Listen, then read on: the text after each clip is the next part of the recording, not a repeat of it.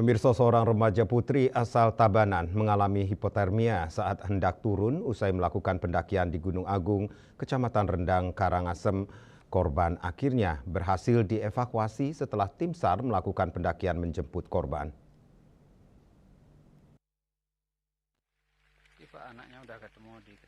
Awalnya korban NKK 16 tahun bersama 3 rekannya mulai pendakian sekitar pukul 11 WITA. Sementara pada saat akan turun dari ketinggian 2.300 mdpl, target mengalami hipotermia.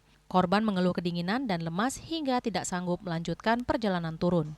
Hingga malam mereka akhirnya memutuskan untuk membuat tenda sembari menunggu bantuan datang. Kantor Pencarian dan Pertolongan Denpasar mendapatkan informasi permintaan bantuan evakuasi dan segera mempersiapkan peralatan serta personel. Untuk mempercepat upaya penyelamatan, Pos SAR Karangasem segera berkoordinasi dengan pemandu lokal untuk mendahului naik menuju posisi korban. Sementara itu, 7 personel Pos SAR Karangasem bergerak menuju Pura Pengubengan Gunung Agung. SRU berikutnya menyusul menuju Pos 2 dengan 6 personel.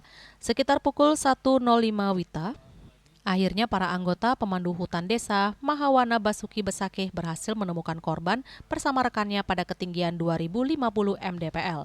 Selanjutnya dievakuasi menuju posko Pura Pengubengan. Kami menerima laporan dari teman target bahwa salah satu temannya mengalami hipotermia, mohon bantuan untuk evakuasi. Kemudian kami melaksanakan operasi SAR.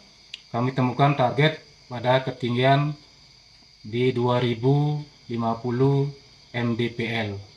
Kemudian kami melaksanakan pertolongan pertama kepada target. Untuk melaksanakan selanjutnya kami evakuasi target menuju ke posko penghubungan. Sementara itu, tim medis Puskesmas Rendang memastikan kondisi korban dan dianjurkan untuk mendapatkan tindakan medis lebih lanjut.